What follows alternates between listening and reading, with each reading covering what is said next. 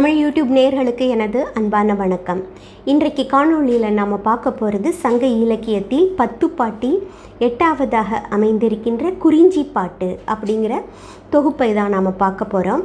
இந்த பாடல் தொகுப்பை எழுதியவர் கபிலர் அப்படிங்கிற ஒரு புலவர். இந்த கபிலரை பற்றி நம்ம பல காணொளிகளில் பார்த்துருக்குறோம். அதுவும் குறிப்பாக பாரிக்கும் கபிலருக்குமான ஒரு நட்பு பற்றி நாம் பார்த்துருக்குறோம். அந்த உயர்ந்த நட்பின் காரணமாக அவர் பாரியினுடைய பெண்களின் திருமண பொறுப்பை ஏற்றுக்கொண்டு அவர் வயதான காலத்தில் நடையாய் நடந்து அவர் பட்ட அவதியை நாம் அதில் பார்த்தோம். அதில் அவருடைய பெருந்தன்மையையும் உயர்ந்த குணத்தையும் நாம் பார்த்துருக்குறோம். இதில் கபிலர் அப்படிங்கிற ஒரு புலவரை பற்றி நாம் பார்க்கும் பொழுது அவர் எழுதிய பாடல்கள் எண்ணிக்கையின் காரணமாக பார்த்தோன்னா இவர்தான் நம்முடைய சங்க இலக்கிய தொகுப்பிலேயே அதிக பாடல்கள் எழுதிய புலவர் அப்படின்னு தெரிய வருது. அதுவும் இவருக்கு 2ஆவதாக இருக்கிற அம்மூவனாரை காட்டிலும் இவர் 2 மடங்கு எண்ணிக்கையில் கவிதைகள் எழுதியிருக்கிறாரு. அதிலும் 8 தொகை நூல்களில் நற்றிணை, குறுந்தொகை, ஐங்குறுநூறு, அகநானூறு, புறநானூறு, கலித்தொகை, பதிற்று 10 இந்த 7 நூல்லையும் அவர் எழுதின பாடல்கள் இருக்குது. ஒன்று தான் பரிபாடல் தவிர மற்ற 8 தொகை நூல்கள் எல்லாவற்றிலும் இவருடைய பாடல்கள் இருக்கின்றன. 10 பாட்டு நூலில் இவருடைய பாடல் தொகுப்பு ஒரு முழு தொகுப்பு குறிஞ்சி பாட்டு. மேலும் 8 தொகை நூல்களில் ஐங்குறுநூறு அப்படிங்கிற வர்றதில் குறிஞ்சி திணை சார்ந்த 100 பாடல்களை இவர் தான் எழுதியிருக்கிறாரு. மேலும் கலித்தொகையில் இவர் குறிஞ்சி திணை சார்ந்த பாட்டு, அதாவது குறிஞ்சி கலியை இவர் தான் எழுதியிருக்கிறாரு. ஆக இவருடைய பங்களிப்பு சங்க இலக்கியத்தில் எவ்வளவு அப்படிங்கிறத நீங்கள் தெரிந்து கொண்டிருப்பீங்க. சரி, இப்போ நாம் குறிஞ்சி பாட்டுக்கு போகலாம். இந்த குறிஞ்சி பாட்டு அப்படிங்கிறது முழுக்க குறிஞ்சி திணை சார்ந்த பாடல்கள் அமைந்திருக்குது. இதில் அதுவும் மலையும் மலை சார்ந்த இடமும் அதில் வாழ்கின்ற மக்களுடைய பண்பாடு, கலாச்சாரம் இவை பற்றியெல்லாம் கூறுவது தான் இந்த குறிஞ்சி பாட்டு. இதில் 261 அடிகள் இருக்குது. 2 அடிகள் பிற்காலத்தில் சேர்க்கப்பட்டது. அதை எழுதியவர் கபிலர் கிடையாது. அந்த 2 பாடல்கள் 2 வெண்பாக்கள் பின்னால் சேர்க்கப்பட்டது அப்படின்னு தெரிய வருது. சரி, இது முழுக்கவே அறத்தொடு நிற்றல் அப்படிங்கிற துறையின் கீழ் எழுதப்பட்டது. அதுவும் முழுக்க தோழி சொல்வது போல, தோழி செவிலித்தாயிடம் பேசுவது போல இந்த முழு பாடலும் அமைந்திருக்குது. சரி, இப்போ இந்த பாட்டு எப்பொழுது எதற்காக எழுதப்பட்டது அப்படின்னு பார்த்தோம்னா, ஆரிய மன்னன் பிரகத்தன் அப்படின்றவனுக்கு தமிழுடைய பெருமையை, தமிழர்களுடைய பண்பாட்டின் பெருமையை உரைப்பதற்காக இது எழுதப்பட்டது அப்படின்னு சொல்கிறாங்க. சரி, எதனால் அப்படின்னு பார்த்தோன்னா, இந்த மன்னன் பிரகத்தன் என்கிறவன் தமிழர்களுடைய குறிஞ்சி, நீங்கள் சங்க இலக்கியத்தில் முழுக்க பார்த்தீங்கன்னா குறிஞ்சி திணை அப்படிங்கிறது புணர்தல் நிமித்தமும் அப்படின்னு, அதாவது தலைவனும் தலைவியும் ஒருவர் மீது ஒருவர் காதல் கொண்டு அவர்கள் தங்களுடைய தாய் தந்தையர் அறியாமல் களவு மணம் செய்து கொள்வது, அதாவது ஒன்று கலப்பது அப்படிங்கிற அந்த செயலை இந்த மன்னன் தீயது அப்படின்னு சொல்கிறான். அப்பொழுது தான் கபிலர் இந்த முழு பாட்டையும் எழுதி அது தீயது அல்ல அப்படின்னும் அது கற்பியலில் முடியும் அப்படின்னு சொல்லிட்டு இந்த அறத்தொடு நிற்றல் அப்படிங்கிற முழு பகுதியை எழுதினார். ஏன் அப்படின்னு பார்க்கும் பொழுது சங்க இலக்கியங்களில் இந்த குறிஞ்சி திணை சார்ந்த பாடல்கள் எல்லாமே அப்படித்தான் அமைந்திருக்கும். அது தாய் தந்தையர் அறியாமல் தலைவன் மீது தலைவி கொண்ட காதல் பற்றி கூறினாலும், அவர்களுடைய களவொழுக்கம் பற்றி கூறினாலும், அதற்கு பிறகு தோழியானவள் அறத்தொடு நிற்பாள். அதாவது அறத்தொடு நிற்பது அப்படிங்கிறது என்ன அப்படின்னா, வீட்டிலே வேறு ஒருவனுக்கு திருமணம் செய்து வைக்க நினைக்கும் பொழுது தலைவி தன்னுடைய தோழியிடம் சொல்லி அதை தடுத்து நிறுத்தி தான் விரும்பியவனையே திருமணம் செய்து கொள்ள முயற்சி செய்வது தான் இதை அறத்தொடு நிற்றல் அப்படின்னு சொல்கிறாங்க. மிக அழகான வார்த்தை. ஏனென்றால் ஒருவனை காதலித்து விட்டு இன்னொருவனை திருமணம் செய்து கொள்வது அறம் ஆகாது அப்படிங்கிறதுனால தொல்காப்பிய இலக்கணம் வகுத்தபடியே இது கற்பியலில் முடிவதாக அமைந்திருக்கும் என்று தமிழர்களின் பண்பாட்டை பற்றி விளக்க இவர் இதை எழுதினார் அப்படிங்கிறது தெரிய வருது. சரி, இப்போது நம்ம இது முழுக்கவே அகவற்பாவில் அமைந்திருக்கிறது. அதில் செவிலித்தாயிடம் தோழி சொல்வதாக அமைந்திருக்குது அப்படின்னு நான் சொன்னேன். தோழி என்ன சொல்கிறாள் முதல்ல அப்படின்னு பார்ப்போம். தலைவி தலைவன் மீது கொண்ட காதலின் காரணமாக உடல் மெலிந்து துன்புறுகிறாள். அவளை பார்க்கும் பொழுது செவிலித்தாய் மிகவும் வருத்தம் கொண்டு அதற்கான காரணம் என்ன அப்படின்னு தெரியாமல் அக்கம் பக்கத்தில் எல்லாம் கேட்டு முருகன் வெறியாட்டு அப்படிங்கிறது, வேலன் வெறியாட்டு அப்படின்னு ஒரு விழா நடத்துவாங்க. இறைவனை வணங்கி அவளுடைய துன்பத்திற்கு காரணம் என்ன, அவளை யாரோ அணங்கு வருத்துவதாக எண்ணி பூஜையெல்லாம் போடுவாங்க. அதற்காக அவர்கள் புகை போட்டு தெய்வத்தை வணங்குவார்கள். அதைத்தான் இங்கே தோழி சொல்கிறா. அன்னாய் வாழி வேண்டு அன்னை அப்படின்னு ஆரம்பித்து விட்டு, அதாவது தன்னுடைய தாயை வாழ்த்தி விட்டு அவள் சொல்ல தொடங்குகிறாள். அம்மா, நீ தலைவியோட அணிகலன்கள் எல்லாமே நெகிழும்படியாக அவளுக்கு நேர்ந்த பெருந்துன்பம் என்னது அப்படின்னு தெரியாமல் மற்றவங்க கிட்ட எல்லாம் கேட்டுட்டு நீ பல தெய்வங்களையும் வணங்குற, பலவிதமான மலர்களை தூவி வழிபடுகிற, புகை போட்டு நீ வழிபாடு செய்கிறாய். ஆனால் அதெல்லாம் செய்தும் கூட அவளுடைய துன்பத்திற்கான காரணம் என்ன அப்படின்னு தெரியாமல் நீ ரொம்ப வருந்தி இருக்கிற அப்படின்னு சொல்லிட்டு ஆரம்பிக்கிறாள். அதாவது நடந்த செயலை சொல்லுவதற்கு அவள் சொல்வன்மையால் கொஞ்சம் கொஞ்சமாக சொல்ல வேண்டும், இல்லாவிட்டால் அவளுக்கு அவர்கள் ஏசுவார்கள் என்ற அச்சமும் இருக்குது தோழிக்கு அப்படின்னு தெரிய வருது. அப்படி சொல்லிட்டு அவள் சொல்கிறா, நான் தலைவியிட்ட என்னுடைய சொல்வன்மையால் அவளுடைய நெஞ்சை வருத்துகின்ற நோய் என்னது அப்படின்னு நான் கேட்டேன். அப்பொழுது அவள் எனக்கு சொன்னது என்ன அப்படின்னு நான் உன்கிட்ட சொல்கிறேன் அப்படின்னு சொல்லி ஆரம்பிக்கிறாள். அப்போது என்ன சொல்கிறேன்னா, தலைவி என்ன சொல்கிறாள் தோழியிடம் அப்படின்னு தோழி சொல்வதாக அமைந்திருக்குது.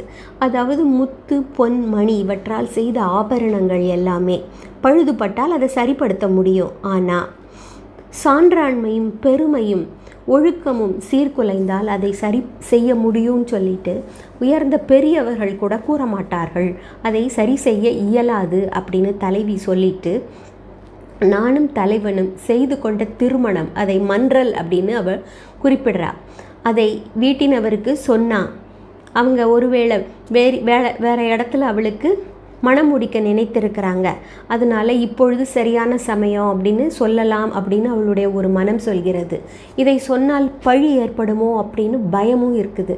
அதனால் அவள் இதை சொல்லிட்டு பழி ஏற்படுமோ என்று நான் அஞ்சுகிறேன் அப்படின்னு சொல்கிறா. சொல்லிட்டு தன்னுடைய கண்களில் நீர் வழிய அவள் தேம்புகிறாள் அப்படின்னு செவிலித்தாய்கிட்ட சொல்கிறாள். அப்பொழுதுதான் செவிலித்தாய்க்கு தெரிகிறது அவளுடைய துன்பத்தின் காரணம் வேறு ஏதோ ஒன்று இருக்கிறது அப்படின்னு தெரிய வருது. அதுவும் அவள் சொல்கிறாள், தலைவி சொல்வதாக தோழி சொல்லுகிறாள், தந்தையினுடைய நெடிய தேர் வைத்திருக்கிறார் அவருடைய தந்தை, அதாவது பெரிய செல்வந்தர் அவர். அந்த காவலையும் கட்டுக்காவலையும் மீறி, இவளுடைய நாணம் என்கிற காவலையும் மீறி அவர்களுக்குள் நிகழ்ந்த இந்த களவு மனம் பற்றி சொல்வதற்கு அவள் அஞ்சுகிறாள் அப்படின்னு சொல்கிறாள். இப்போது செவிலிக்கிட்ட தன்னுடைய நிலையையும் அவள் சொல்லணும். ஏன்னா இதை முன்பே சொல்லவில்லை அப்படின்னு சொல்லிட்டு அவளுக்கு செவிலித்தாய் அவளை கண்டிக்கக்கூடும். அதனால் அவள் சொல்கிறா, 2 போர் பகைவேந்தர்களுக்கு இடையிலே, அதாவது சினம் கொண்டு போர் செய்கின்ற பகைவேந்தர்களுக்கு இடையிலே அவர்களுக்குள் சமாதானம் செய்வதற்காக முயற்சி செய்கிற சான்றோரின் நிலைமையில் நான் இருக்கிறேன். அதனால் நான் சிறிது அச்சத்துடன் இருக்கிறேன் அப்படின்னு தோழி சொல்கிறா. மேலும் அவள் என்ன சொல்கிறா அப்படின்னு பார்க்கலாம். தலைவி சொன்னதாக அவர் சொல்கிறா. அதாவது மகளை கொடுத்தா, ஒரு இடத்துல திருமணம் செய்து கொடுத்தால் அவள் நன்றாக இருப்பாள் அப்படின்னு வீட்டில் நினைப்பாங்க. அப்படியெல்லாம் விசாரித்து கொடுப்பதும், மேலும் தலைவனுடைய குடும்பத்தின் நிலைமை என்ன, அவர்கள் சுற்றத்தவர்கள் எப்படிப்பட்டவர்கள் அப்படின்னு தெரிந்து கொடுப்பதும், அவனுடைய குடிப்பெருமை அதையெல்லாம் தங்களுக்கு நிகரானதா அப்படின்னு எல்லாம் பார்த்து கொடுப்பது இல்லாமல், இது எதை பற்றியும் நினைக்காம நாங்களாக செய்து கொண்ட இந்த களவு மனம், எங்களுடைய காவலில் நிகழ்ந்த இந்த களவு மனம் எப்படி நடந்தது அப்படின்னு நான் சொல்கிறேன், நீ சினம் கொள்ளாமல் கேள்தாயே அப்படின்னு தோழி சொல்ல ஆரம்பிக்க இன்னும் சொல்கிறாள். ஒரு நாள் நீ எங்களை திணைப்புனம் காப்பதற்காக செல்ல வேண்டும் அப்படின்னு சொன்ன. திணைப்புனத்தில் திணை முற்றி விளைந்திருக்கிறது, அதனால் பறவைகள் படியும், அதையெல்லாம் நீங்கள் விரட்டி விட்டு நீங்கள் மாலை நேரத்தில் திரும்புங்க அப்படின்னு நீ சொன்ன. அதுக்காக நாங்கள் எல்லோரும் திணைப்புனம் காப்பதற்காக போனோம். அங்கே சேனோன் அப்படின்னு சொல்கிற, அதாவது குறவன் அப்படின்னு சொல்லப்படுகிறவன் ஒரு பரண் அமைத்திருக்கிறான். அதாவது புலிகளுக்கெல்லாம் அஞ்சி உயரமாக பாதுகாப்பான இடத்துல பரண் அமைத்திருப்பான். அந்த பரணில் இருந்து கொண்டு அவர்கள் பறவைகளை விரட்டுகிறார்கள். அங்கே இருந்து நாங்கள் பறவைகளை விரட்டினோம். அதுவும் எப்படி அப்படின்னா, தழல், தட்டை, குளிர் அப்படிங்கிற கருவிகளை வைத்து அந்த பறவைகளெல்லாம் விரட்டி அடித்தோம். அந்த நேரம் எப்படி இருந்ததுன்னா, ஒளி பொருந்திய ஒரு பகல் நேரம், நல்ல வெப்பமாக இருந்த நேரம் அப்படின்னு சொல்லிட்டு, அப்பொழுது மழை பொழிந்தது அப்படின்னு சொல்கிறாங்க. வெப்பமாக ஒளி பொருந்திய நேரம், திடீர்னு எப்படி மழை பொழியும் அப்படின்னா, அதுதான் மலையும் மலை சார்ந்த இடத்தின் தன்மை. சட்டென்று இருண்டு மழை பொழிய தொடங்கும். அந்த மாதிரியான ஒரு மழை நேரம் வருகிறது. அதாவது இவங்கெல்லாம் அதை விரட்டிட்டு அமர்ந்திருக்கும் பொழுது என்ன ஆகிறதுனா, முகில்கள் திடீரென்று கருமுகில்கள் சூழ ஆரம்பிக்கின்றன. இந்த இடத்துல பாடல் மிக அழகாக இருக்கும். மழைப்பொழிவு பற்றி குறிப்பிடுகிறது. அதனால் அதை நான் பாடலோடையே சொல்கிறேன், கேட்க நன்றாக இருக்கும். விசும்பாடு பறவை வீழ்பதி படர, நிறையிரும் பவ்வம் குறைபட முகந்து கொண்டு. அதாவது பறவைகள் எல்லாம், வானத்திலே போகிற பறவைகள் எல்லாம் என்ன செய்கின்றனவா, வானம் கருத்து இருண்டு வருது. அதனால் வீழ்பதி படரனா தங்களுடைய கூட்டுக்கு திரும்பிவிட்டன பறவைகள். நிறையிரும் பவ்வம் குறைபட முகந்து கொண்டு அப்படின்னா, பவ்வம் என்றால் கடல். அந்த கடலிலே நீரை முகந்து கொண்டு குறைவுபடுமாறு முகந்து கொண்டு, அகலிரு வானத்து வீசு வழி கலாவலின் அப்படின்னா, வானத்தில் மிகப்பெரிய அகன்ற வானத்திலே வீசுகின்ற காற்று கலக்கிறதா, எதோடு, மேகத்தோடு கலக்கின்றது. வீசு வழி கலாவலின் முரசதிர்ந்தன்ன இன்குரல் ஏற்றொடு, அதாவது முரசு முழங்குவது போல இனிய குரலாம். என்றால் மழை பொழிகிறதுக்கு முன்னாடி இடி மகிழ்ச்சியை தரக்கூடியது அப்படிங்கிறதுனால இன்குரல் ஏற்றோடு, அப்படிப்பட்ட ஒரு குரலோடு, நிறைசெலல் நிவப்பின் கொண்மூ மயங்கி, வரிசையாக, நிறைசெலல்னா வரிசையாக செல்கின்ற, நிவப்பின்னா மேலே, மலை மேலே, கொண்மூ மயங்கி. இங்கே கொண்மூ அப்படிங்கிறது முகில்கள்.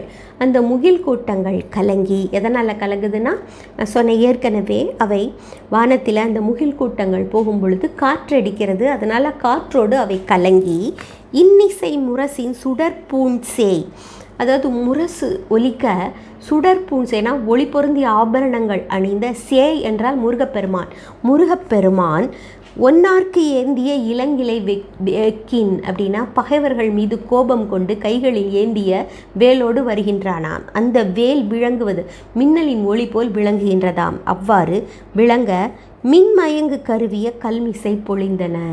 அப்படியப்பட்ட மின்னலோடு இந்த மலை கல் என்றால் மலை, இந்த மலையின் மீது மழை பொழிந்தது அப்படின்னு சொல்கிறாள் தோழி. அந்த சமயத்தில் மழை பொழிந்தது அப்படின்னு. உடனே இவர்களுக்கெல்லாம் மகிழ்ச்சி ஏற்படுகிறது. யாருக்கு? இங்கே சென்றவர்கள் தோழி, அவர்களோடு கூட சென்ற பெண்கள். ஏன்னா ஒரு கூட்டமாக போயிருக்கிறாங்க. மழைப்பொழிவு பார்த்த உடனே புல்லை விரட்டுவதற்கு தேவையில்லாமல் போகுது. ஏன்னா புட்கள் எல்லாமே அதாவது கூட்டுக்கு போய்விட்டன. அதனால் அவங்க இறங்கி வர்றாங்க. பரணியிலிருந்து இறங்கி வந்து அங்கே பார்க்குறாங்க, அருவியில் நீர் அப்படி வெள்ளம் போல் இடையில ஒரு வெள்ளை துணி போர்த்தது போல் அழகாக வீழ்கிறது. உடனே அருவியிலே நீராடுறாங்க. அருவி மட்டும் இல்லை, மலைச்சுனையிலையும் நீராடுறாங்க. பளிங்கை கரைத்து ஊற்றியது போல இருக்கிறது அந்த சுனை. அவையிலும் ஆசை தீர அவர்கள் நீராடுகிறார்கள். அப்படி நீராடி முடித்துவிட்டு அவர்கள் தங்கள் கூந்தலை உலர்த்திவிட்டு பல இடங்களிலே மலர்ந்திருக்கின்ற மலர்களை எல்லாம் பறித்து பாறை மேலே குவிக்கிறாங்க. இந்த இடத்துல தான் கபிலர் 99 வகையான மலர்களை பற்றி பேசுகிறார். அது ஒரு மிகப்பெரிய பதிவாக அமைந்திருக்கிறது. சங்க காலத்தில் என்னென்ன மலர்கள் அதுவும் நம்ம குறிஞ்சி நிலத்திலே மலைப்பகுதியிலே பூத்தது அப்படிங்கிறதுக்கு அது ஒரு முக்கியமான ஒரு பதிவாக இருக்கிறது. அந்த அத்தனை மலர்களையும் இந்த பெண்கள் குவிக்கிறார்கள். இவ்வாறு தோழி சொல்லி கொண்டு வரா. நாங்கள் மலர்களை குவித்தோம். அதோடு மட்டும் இல்லை, நாங்கள் இஷ்டம் போல பல பாடல்களை பாடிக்கொண்டு மேலும் அந்த மலர்களை எல்லாம் கோத்து நாங்கள் அணிந்து கொண்டோம் அப்படின்னு சொல்லி தலையாடை அணிந்து கொண்டு அதன் மீது இந்த மலர்களையும் மலர் மாலைகளையும் அணிந்து கொண்டு நாங்கள் எங்கள் கூந்தலில் இந்த பல வண்ண மலர்களை எல்லாம் மாலையாக கட்டி நாங்கள் அணிந்து கொண்டு அங்கே ஒரு அசோக மரத்தின் நிழலிலே நாங்கள் அமர்ந்து கொண்டோம் அப்படின்னு சொல்கிறார். அந்த அமர்ந்து நாங்கள் மகிழ்ச்சியாக பொழுதை கழித்த போது தலைவன் எதிர்படுகிறான். அந்த தலைவன் அவனுடைய வருகை பற்றி குறிப்பிடுறாரு. அவன் எப்படி இருந்தான் அப்படின்னு சொல்லி அவனுடைய தோற்றத்தை பற்றி குறிப்பிடுகிறாள் இங்கே தோழி வாயிலாக புலவர் குறிப்பிடுவதாக இருக்கிறது. அவன் எப்படி இருந்தான் அப்படின்னா, நீராடி முடித்துவிட்டு அவன் தன்னுடைய தலைமயிர் உலர வேண்டும் என்பதற்காக ஒரு கையால் கோதி கொண்டு வருகிறான். அவனும் பலவிதமான மலர்களாலான மாலையை தன்னுடைய தலைமயிரிலே சூடியிருக்கிறான், கண்ணியாக சூடியிருக்கிறான். அவனுடைய கைகளில் வில் அம்பு ஏந்தி இருக்கிறான், இடுப்பிலே வாள் இருக்கிறது, கால்களிலே வீரக்கழல் பொன்னாலான கழல் அணிந்திருக்கிறான். அது அவன் நடக்கும் பொழுதெல்லாம் மேலும் கீழும் உயர்ந்து அசைகின்றது அப்படிங்கிற காட்சியை இங்கே புலவர் காட்டுகிறாரு. அதோடு கூட அவன் அணிந்திருந்த ஆடை வெகு நுட்பமாக நெய்யப்பட்டிருந்தது அப்படின்னு அவனுடைய செல்வ சிறப்பையும் அவனை பார்த்தால் அறிந்து கொள்ள முடிகிறது. அவ்வாறு இங்கே தோழி இங்கே கொண்டு வருகிறாள். மேலும் அதோடு கூட வேட்டை நாய்களையும் அவன் கையிலே பிடித்து கொண்டிருக்கிறான். அவை குறைத்து கொண்டு வருகின்றன. இந்த பெண்கள் அந்த நாயை பார்த்த உடனே அது குறைப்பதை கேட்டு அஞ்சி நடுங்கி கொண்டு நிற்கிறார்கள் அந்த மரத்தடி நிழலிலே. அப்பொழுது அவன் இவர்களை எல்லாம் பார்த்துவிட்டு அவர்களுடைய கூந்தல் அலங்காரத்தை, பூக்களை, அவர்கள் தொடுத்த நேர்த்தியை எல்லாம் பாராட்டுகிறான். மிகவும் அழகாக இருக்கிறது அப்படின்னு பாராட்டிட்டு, நான் வேட்டையாடிய விலங்கு இங்கே தப்பி போகும் நிலையில் நான் இங்கே வந்தேன் அப்படின்னு சொல்லிட்டு, நீங்கள் பார்த்தீங்களா அப்படின்னு கேட்குறான். ஆனால் இந்த பெண்கள் யாரும் பதிலே சொல்லவில்லை.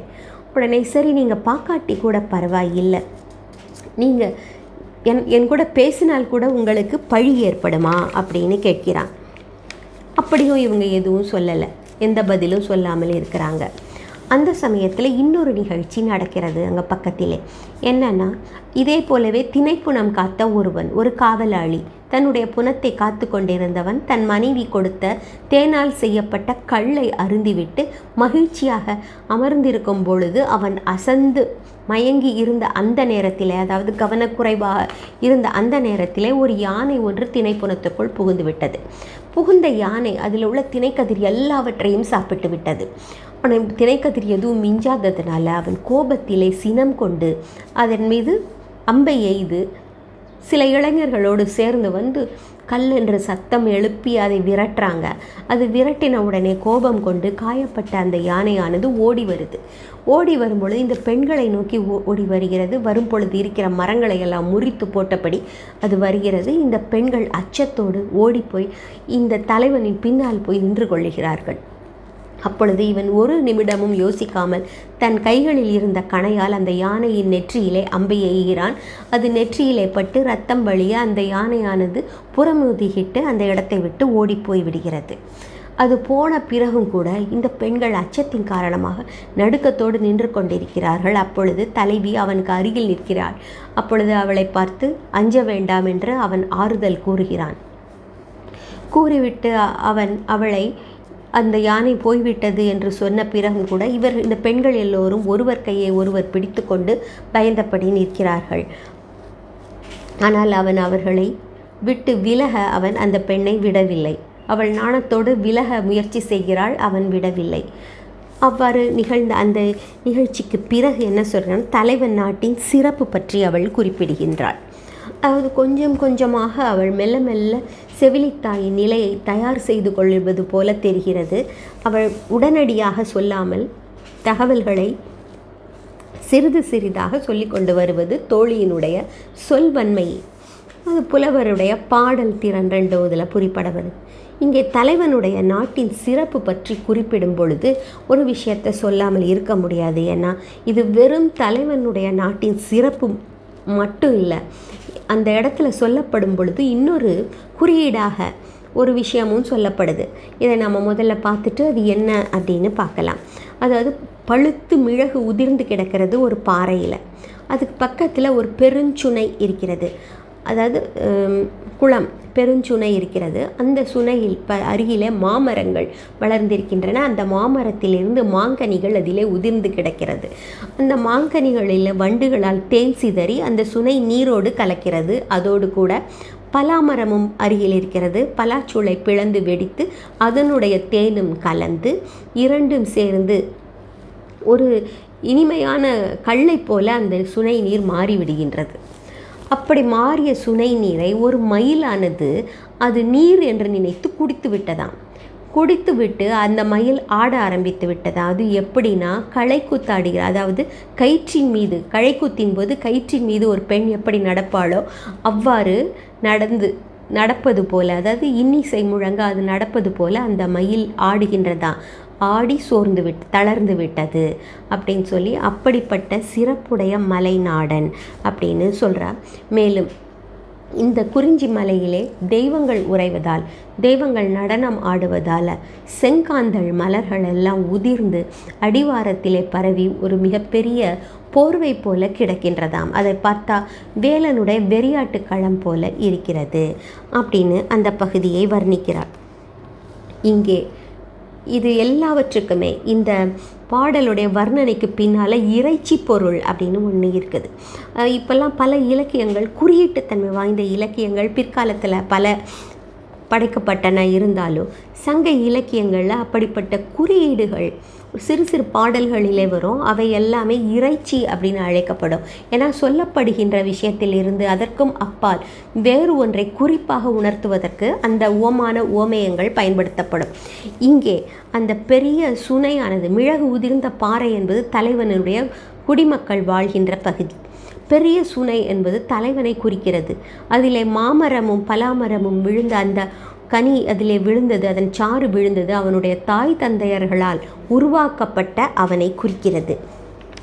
அந்த நீரை குடித்த மயிலாக இங்கே தலைவி அந்த நீரை குடித்து அந்த போதையில் அவள் ஆடுகிறாள் அப்படிங்கிறதும், மேலும் அதிலே இன்னிசை முழங்க கழைக்கூத்தாடி பெண் கயிற்றிலே நடப்பதாக கூறப்பட்டிருப்பது அவள் தன்னுடைய நிலையை உணராது, ஆனாலும் வெகு கவனத்தோடு அவள் நடந்து கொள்கிறாள் அப்படின்றதும், அந்த கயிற்றின் மீது நடக்கிற நிலையும் அவ்வாறு அவள் களைத்து சோர்ந்திருக்கிறாள் அப்படின்றதையும் குறிப்பாக இங்கே உணர்த்தப்படுகிறது. மலைச்சுனை என்பது தலைவனை குறிக்கிறது.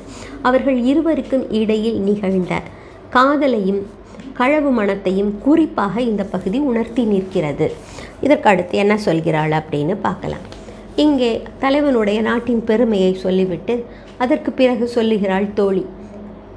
இங்கே தலைவன் என்ன சொல்லுகிறான்னா, தோழியை பார்த்து நகைத்துவிட்டு தலைவியை கண்டு தலைவியிடம் சொல்கிறான், மிகப்பெரிய பானையிலே சோறு சமைத்து சான்றோர்களுக்கும் மற்றும் பெரியோர்களுக்கும் உணவிட்டு அதன் பிறகு எஞ்சியதை நீயும் நானும் உண்ணும் இல்லற வாழ்க்கை, அறம் சார்ந்த வாழ்க்கையை உன்னோடு வாழ விருப்பம் என்று அவன் தன்னுடைய விருப்பத்தை தெரிவிக்கிறான். அவன் சொன்ன பிறகு அந்த பூக்கள் நிறைந்த சோலையில் அவர்கள் அந்த அந்த நேரத்தை கழிக்கிறார்கள். பகல் பொழுதை அவர்கள் கழிக்கிறார்கள். களிற்று யானையால் ஏற்பட்ட புணர்ச்சி அப்படின்னு இங்கே குறிக்கப்படுகிறது. அது சங்க இலக்கியங்களில் புணர்ச்சி என்பது 3 வகையாக, அதாவது பூக்களை கொடுத்த பிறகு அந்த பூவை கொடுத்த தலைவன் மீது விருப்பம் இருந்தால் ஒரு பெண் அவனோடு சேர்வாள். அதே போல புனல் தரு புணர்ச்சி அப்படிங்கிறது ஆற்று நீரோட்டத்தில் அகப்பட்ட கொண்ட பெண்ணை காப்பாற்றிய பிறகு அந்த காப்பாற்றியவன் மீது கொண்ட காதல், அதன் பிறகு ஏற்படுகிற கூடல், அது புனல் தரு புணர்ச்சி அப்படிங்கிறது. களிறு தரு புணர்ச்சி அப்படிங்கிறதையும் இலக்கணம் வகுத்திருக்கிறார் தொல்காப்பியர். இவ்வாறு அவர்களுக்கு இடையில் ஏற்பட்ட நட்பை பற்றி அவள் சொல்லி முடிக்கிறாள். அதன் பிறகு அவர்கள் அந்த பொழுதை கழிக்கிறார்கள் அப்படின்னு சொல்லிட்டு மாலை வந்ததை பற்றி குறிப்பிடுறார். மாலை நேரம் ஆயிடுச்சு, பகலெல்லாம் அவங்க திரிந்த பிறகு மாலை நேரம் வந்தது. இந்த பகுதி மிக அழகாக சொல்லப்பட்டிருக்கிறது. இந்த மாலை நேரத்தில் என்னென்ன நிகழ்வுகள் நடக்கும் அப்படின்னு சொல்கிறேன். அதாவது மான்கள் எல்லாம் மாலையானவுடனே மரத்தடியில் கூடி அமர்ந்திருக்கின்றன. பசுக்கள் கன்றுகளை அழைக்கின்றன. அதாவது மேய்ச்சலுக்கு போன பசுக்கள் எல்லாம் கன்றுகளை தாங்கள் குரலால் அழைக்கும். அன்றில் பறவை பனை மரத்து மடலில் இருக்கிற அன்றில் பறவையானது தன்னுடைய துணையை அழைக்கிறது. பாம்புகள் மணியை கக்குகின்றன. இவையெல்லாம் மாலையில் நடக்கிறது. இடையர்கள் ஆம்பல் பண்ணை ஊதுகிறார்கள். ஆம்பல் பண் அப்படின்னு சொன்னால் ஆம்பல் என்கிற ஒரு கொடியிலே இருக்கின்ற அந்த கொடியை வைத்து அந்த குழலிலே இசையமைத்து அவர்கள் ஊதுவார்கள். யார்? கோவலர்கள், இடையர்கள். அதை ஆம்பல் பண் அப்படின்னு சொல்கிறாங்க.